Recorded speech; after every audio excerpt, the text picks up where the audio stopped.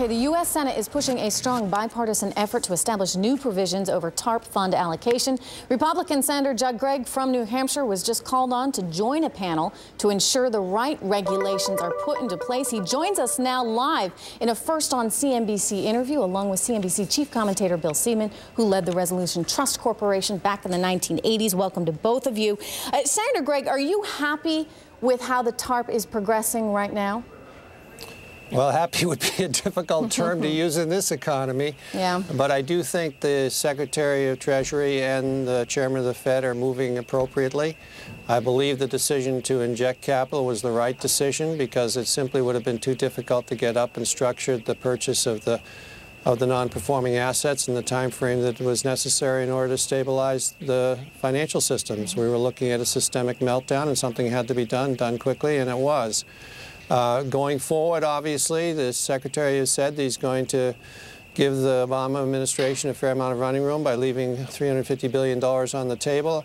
I would hope that the Obama administration would come forward fairly quickly and state how they're going to use that in order to settle the markets out so the markets have some idea of where we're going with these extra dollars. Well, it's an excellent point. You know, as we wait for this change in administration and we wait for a new economic team to come in and take over, how much of this holding pattern is hurting the economy?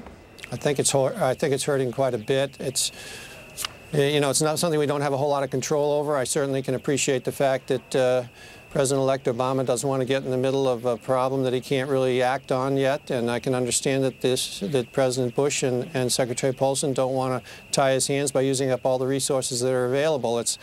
It's an unfortunate time to have a transition going on. However, I think the best way to handle it would be if the two sides would coordinate together and make some joint public statements as to how these dollars are going to be used and what proposals are going to be proceeded on. Senator Gregg, Bill Seaman has a question for you as well. Hi, Senator. Mr. Chairman. Good to see you again. Well, it seems to deja vu all over again for you and I. Right. Although people don't understand that, but I was governor the last time we went through this type of crisis, at least in New England. Yeah, right. We had a few banks go bad in your state. And you were very helpful. Thank you. You know, if you look back at TARP and at their asset buying plan, it doesn't look to me like that ever would have worked. It looked to me like they spent a lot of time on something that they really didn't take a hard look at, and that's got to be marked down as a real mistake. Well, you know, you're an expert, and I respect your opinion. I do think that the idea of going in and trying to get these assets off the books made sense. I think they thought they could work a reverse auction. It also would have been fairly difficult, I think, in that climate, in the time frame that we were working with, to have done much else, to have come forward with a plan that was radically different from that, because that was the plan that had some consensus around it. The idea of a capital infusion at that time, I'm not sure that it would have flown, to be very honest, being intimately involved with the negotiations, had that been the primary thrust. So I do think it was important to get the commitment of resources that the Congress stepped forward with. I think that was a very constructive effort by the Congress, done in a bipartisan way. I do think it's being used effectively, or as effectively as it can be used, in order to try to relieve some pressure on the financial system.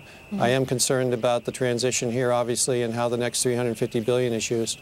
Senator, it's pretty bleak out there. There's talk of various stimulus programs. What else do you think the government can do right now in order to stabilize this economy? Well, I think number one is that we can have a statement as to what we're going to do that's fairly comprehensive and thus gives predictability and hopefully confidence to people that the government will stand by the financial institutions and make sure that there will be solvency in the system. And then allow the markets to work in a way that is orderly versus in a way that reflects the regrettable amount of fear that we're seeing right now.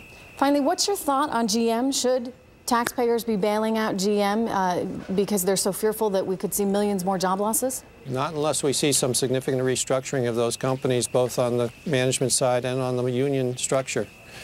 These companies do not have a working model that is able to survive.